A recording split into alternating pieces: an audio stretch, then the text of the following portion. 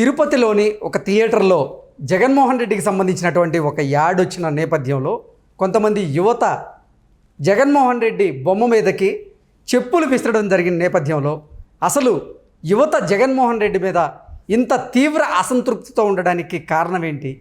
ఎందుకు కొంతమంది యువకులు వైఎస్ జగన్మోహన్ రెడ్డి బొమ్మ మీదకి చెప్పులు విసిరేటువంటి ప్రయత్నం చేశారు అనే విషయాల గురించి మనతో మాట్లాడేందుకు ప్రముఖ రాజకీయ విశ్లేషకులు, ప్రముఖ సీనియర్ జర్నలిస్ట్ సిఎస్ రావు గారు మనతో ఉన్నారు. ఆయనతో మాట్లాడారు. సార్ నమస్తే. సార్ నమస్తే కృష్ణ. సార్, తిరుపతిలోని ఒక థియేటర్లో జగన్మోహన్ రెడ్డికి సంబంధించినటువంటి ఒక యాడ్ ప్లే అవుతున్న నేపథ్యంలో కొంతమంది యువత జగన్మోహన్ రెడ్డి బొమ్మ మీదకి చెప్పులు విసిరేటువంటి ప్రయత్నం అయితే చేశారు. ఏంటి సార్ యువతలో అంత తీవ్ర వ్యతిరేకత, తీవ్ర అసంతృప్తి రావడానికి కారణం ఏంటి? జగన్మోహన్ రెడ్డి మీద అంటే ఏం చెప్తారు? ఒకటి ఏంటంటే పెరుగుట విరుగుట కొడుకు అనే ఒక సామెత ఉంది. అలానే జగన్మోహన్ రెడ్డికి యూత్ ఫాలోయింగ్ ఎక్కువ ఉంది. ఇప్పుడు 2019 ఎలక్షన్ నాటికి ఆ రోజున జగన్మోహన్ రెడ్డిని ఫాలో అయినటువంటి యూత్ ఇవాళ పూర్తి రివర్స్లో ఉంది అని చెప్పడానికి కొన్ని సంఘటనలు మనం ఉదాహరణగా తీసుకోవచ్చు. ఆ రోజు ఇంజనీరింగ్ కాలేజీలకు వెళ్ళి ఇంజనీరింగ్ కాలేజీలతోటి ఇంజనీరింగ్ కాలేజీ స్టూడెంట్స్ తోటి కూడా ఈయన ఇంటరాక్ట్ కావడం జరిగింది. ప్రత్యేక హోదా అనేటువంటి అంశాన్ని ఈయన ఒక స్లోగన్గా తీసుకొని మొత్తం ఇంజనీరింగ్ కాలేజీలకు వెళ్ళి వాళ్ళకి అవేర్నెస్ కల్పించడంతో పాటు వాళ్ళ చైతన్యం తీసుకొచ్చి ఉద్యమం దిశగా నడిపించారు వాళ్ళని. సో ఈయన ఒకవేళ 40+ వాళ్ళకి చెప్తే సరే మర్చిపోతారు, రకరకాల పనులతోటి వాళ్ళు ఈయన చెప్పినటువంటి మాటలు మర్చిపోతారు. కానీ ఈయన పోయి టచ్ చేసింది ఎవరినో తెలుసా? యూత్ని టచ్ చేశారు, యంగేజ్లో ఉన్నటువంటి టచ్ చేశారు, 20 years వాళ్ళని టచ్ చేశారు. వాళ్ళకి ఇప్పుడు నాటుకోమైంది జగన్మోహన్ రెడ్డి మీద. పచ్చి అబద్ధాలు చెప్పాడు ప్రత్యేక హోదా విషయంలో అనేది అర్థమైపోయింది. ఈయన ప్రతి కాలేజీకి వెళ్ళి ఆ రోజున ఎంత హైప్ చేసుకుంటూ ప్రచారం చేశారో అంతే రీతిగా ఇప్పుడు వ్యతిరేకత ఈయనకి ఉందా యూత్లో అనేటువంటి అనుమానం కలుగుతుంది. దానికి బలం చేకూరేలా తిరుపతి సంఘటన మనం తీసుకోవచ్చు. తిరుపతిలో వైఎస్ఆర్సీపీ వాళ్ళు ఇది పవన్ కళ్యాణ్ ఫ్యాన్స్ చేసినటువంటి ఒక నిర్వాకంగా, పవన్ కళ్యాణ్ ఫ్యాన్స్ కొంతమంది ఆకతాయిలు చేసినటువంటి పనిగా వైఎస్ఆర్సీపీ వాళ్ళు ప్రచారం చేస్తూ ఉన్నారు. ఎలా చూడొచ్చు సార్ అసలు? సో రాజకీయంగా దాన్ని సీరియస్నెస్గా ఉండే దాన్ని మినిమైజ్ చేయడం అనేది సహజంగా ఏ రాజకీయ పార్టీ అనేది చేస్తుంది. కానీ అక్కడ సమయం సందర్భం మనం కనుక చూస్తే కనుక ఇప్పుడు ఒకవేళ అనుకుందాం ఇది వాళ్ళు చెప్తున్నటువంటి పవన్ ఫ్యాన్స్ అనుకుందాం. పవన్ ఫ్యాన్స్ అందరూ కూడా సినిమాలో చూస్తారు కానీ ఓట్లు మాత్రం జగన్మోహన్ రెడ్డికి వేస్తారని చెప్పింది అదే పార్టీ కదా. సో ఇప్పుడు జగన్మోహన్ రెడ్డిని అసహించుకుంటూ చెప్పులు వేస్తున్నారంటే, ఆయన బొమ్మ కనపడిన ప్రతి చోట చెప్పులు వేస్తున్నారంటే మరి అది పవన్ కళ్యాణ్ ఫ్యాన్స్ అనుకోవాలా, లేదంటే వైఎస్ఆర్ కాంగ్రెస్ పార్టీ ఓటర్స్ అనుకోవాలా? వైఎస్ఆర్ కాంగ్రెస్ పార్టీ చెప్తున్న దాని ప్రకారమే ఆలోచిద్దాం. వాళ్ళు ఏం చెప్తున్నారు? ప్రతి వేదిక మీద పవన్ కళ్యాణ్ మీటింగ్ పెడితే వస్తున్నారు, బట్ ఓట్లు మాత్రం జగన్మోహన్ రెడ్డికి వేస్తారని చెప్తున్నారుగా. సో పవన్ కళ్యాణ్ ఫ్యాన్స్ అయితే చెప్పులు ఎందుకు వేస్తారు జగన్మోహన్ రెడ్డి బొమ్మ మీద? అంటే నీకు ఓట్లు వేయడానికి ఇష్టపడలేదని చెప్పి దానికి సంకేతంగా తీసుకోవచ్చుగా. వైఎస్ఆర్ కాంగ్రెస్ పార్టీ కోణం నుంచి మనం ఆలోచిస్తే అది ఓకే. ఇప్పుడు ఎందుకు ఇలాంటి పరిస్థితి వచ్చింది అని అంటే, తిరుపతిలో కెమెరామెన్ గంగతోటి రాంబాబు అనేటువంటి సినిమాని రిలీజ్ చేశారు. ఈ రిలీజ్ సందర్భంగా అక్కడికి యూత్ వెళ్ళారు. అక్కడే కదా రాష్ట్ర వ్యాప్తంగా కూడా ఆంధ్రప్రదేశ్లో జరుగుతున్నటువంటి పరిణామం ఇది. తిరుపతి ఒక సంఘటన కాబట్టి అది హైలైట్ అయింది, వైరల్ అవుతుంది సోషల్ మీడియాలో. అది వీడియో తీసి పెట్టారు కాబట్టి. ఆంధ్రప్రదేశ్ వ్యాప్తంగా అన్ని థియేటర్లో కూడా ఇదే జరుగుతుందని చెప్పి తాజాగా వస్తున్నటువంటి సమాచారం.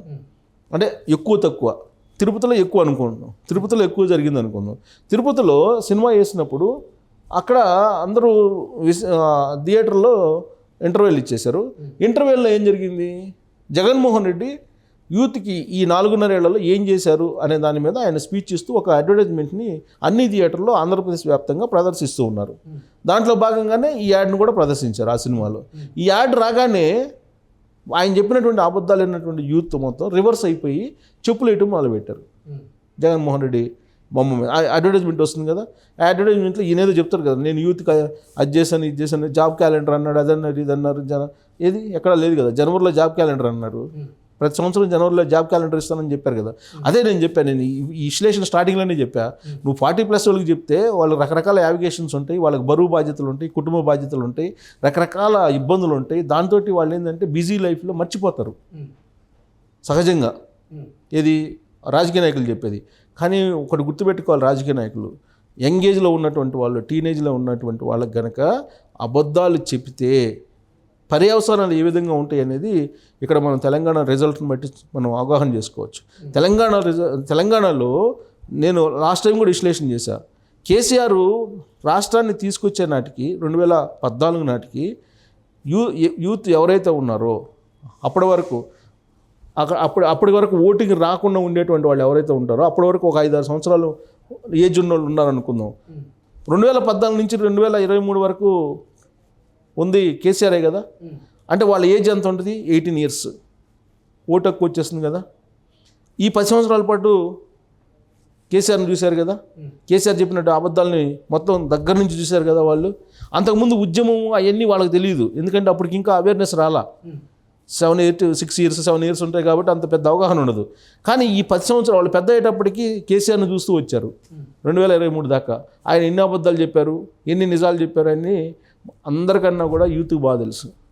అందుకే తెలంగాణలో కేసీఆర్ ఎన్ని చేసినా, ఎన్ని రకాల ప్రయోగాలు చేసినా, ఎన్ని రకాల జిమ్మిక్కులు చేసినా కాంగ్రెస్ పార్టీ అధికారంలోకి వచ్చింది. కేసీఆర్ ఓడిపోయి కింద కూర్చున్నారు ఇవాళ. అవునా? సేమ్ అదే ఇప్పుడు జగన్మోహన్ రెడ్డి పోయి ఆయన టచ్ చేసింది ఎవరిని? లాస్ట్ ఎలక్షన్లో యూత్ని టచ్ చేశారు. నూనూగు మీసాలో ఉన్నటువంటి యూత్ని టచ్ చేశారు. వాళ్ళ వయసు అంతప్పటికి 17, 18, 20 లోపల ఉంటాయి. వాళ్ళని టచ్ చేసి చెప్పారు. ఏం చెప్పారు? ప్రత్యేక హోదా వస్తే తప్ప మనకు ఉపాధి ఉండదు, నేను అధికారంలోకి వస్తే మీకు జాబ్ క్యాలెండర్లు, మీకు ఉద్యోగాలు ఇస్తా అని చెప్పారు. అది బాగా నాటుకోమైంది యూత్లో బాగా నాటుకోమైంది. దాన్ని ఎవ్వరు చెరిపేయలేరు. సో అందుకే ఇప్పుడు జగన్మోహన్ రెడ్డి ఏం చేస్తున్నారు? ఆ నష్టాన్ని ముందే గమనించినటువంటి జగన్మోహన్ రెడ్డి యూత్ మొత్తం రివర్స్ అయ్యారని చెప్పి గమనించినటువంటి జగన్మోహన్ రెడ్డి ఆడుతా ఆంధ్ర అనే కార్యక్రమాన్ని పెట్టి క్రికెట్ ఆడిపించి మభ్యపెట్టేటువంటి ప్రయత్నం, మరిపించేటువంటి ప్రయత్నం చేస్తూ ఉన్నాడు జగన్మోహన్ రెడ్డి.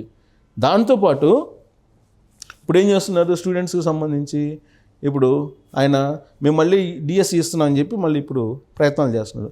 బట్ యూత్ అంత ఈజీగా ఒకసారి నమ్మితే రెండోసారి ఇంకా నమ్మరు, ఎందుకంటే వాళ్ళకి నాటుకం పోతుంది. దాని పర్యవసానమే తిరుపతిలో ఉండేటువంటి యాడ్ యొక్క రిఫ్లెక్షన్. సో ఆ యాడ్లో ఏం చెప్తున్నాడు జగన్మోహన్ రెడ్డి? ఉపాధి అవకాశాలు వచ్చినాయి, నేను 4.5 సంవత్సరాలు ఇన్ని ఉద్యోగాలు ఇచ్చాను, వాలంటీర్లు వ్యవస్థను 1,50,000 వాలంటీర్లు కూడా చేసేసి సచివాలయాలు, గ్రామ సచివాలయాలు, వార్డు సచివాలయాలు నేను 2.5 లక్షలు ఇచ్చాను, ఇలా చెప్పుకుంటూ వచ్చి ఉపాధి అవకాశాలు ఇన్ని కనిపించారని చెప్పి ఆ యాడ్లో చెప్తున్నారు. సో వాళ్ళ కామ్ వచ్చి చెప్పులు రాళ్ళు వేశారు ఆయన మమ్మ మీద. సో ఇది యూత్ పల్స్ అని చెప్పి గ్రహించాలి. అంటే ఎంత ఆక్రోశంగా ఉన్నారు జగన్మోహన్ రెడ్డి మీద, జగన్మోహన్ రెడ్డి చర్యల మీద అనే దానికి తిరుపతి సంఘటన ఒక ఉదాహరణ. అందుకే దాన్ని వీడియో తీసి మరీ పెట్టారు. అక్కడ లోపల జరిగినటువంటి సంఘటన మీరు యాడ్ వేయొద్దు అని చెప్పి థియేటర్ వాళ్ళకి వార్నింగ్ కూడా ఇచ్చారు. వాళ్ళు అడ్వర్టైజ్మెంట్ వేయొద్దని. ఆ అడ్వర్టైజ్మెంట్ సినిమా పోయిన వాళ్ళందరికీ మధ్యలో ఇంటర్వెల్లో ఈయన యాడ్ వేసి అన్ని అబద్ధాలు చెప్తుంటే వాళ్ళకి కోపం వచ్చేస్తుంది, ఇరిటేషన్ ఫీల్ అవుతుంది. ఇరిటేషన్ ఫీల్ అయిపోయి రాళ్ళు చెప్పులు వేసి ఆ వీడియో తీసి సోషల్ మీడియాలో పెడితే అదేమో వైరల్ అవుతుంది. సో గతంలో ఏ వీడియోలు అనేది వైరల్ అవుతుంది. అందుకే విరుగుట కొరకే అని చెప్పాను. సో ఎంత పెద్ద ఎత్తున యూత్లోకి వెళ్ళిపోయాడు జగన్మోహన్ రెడ్డి, అంతే డౌన్ఫాల్లో ఇప్పుడు ఉన్నారని చెప్పడానికి తిరుపతి సంఘటన ఒక ఉదాహరణగా మనం తీసుకోవచ్చు. Okay sir, thank you so much.